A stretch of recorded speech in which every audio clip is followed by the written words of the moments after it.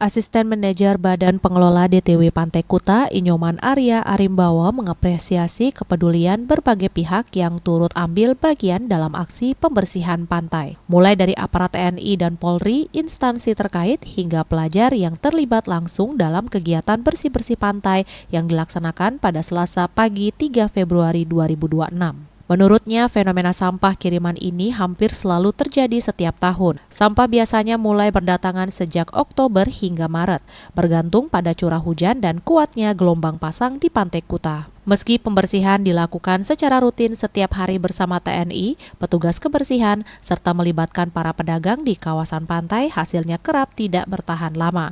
Pantai yang sudah bersih pada pagi hari kembali dipenuhi sampah pada sore hari akibat gelombang pasang dan tiupan angin barat yang cukup keras. Dalam penanganan sementara, sampah kiriman ini ditimbun di 2 titik, yakni di sekitar Setre Desa Adat Kuta, serta di perbatasan kawasan Legian dan Kuta. Indrawan dan Dek Putra, Bali TV.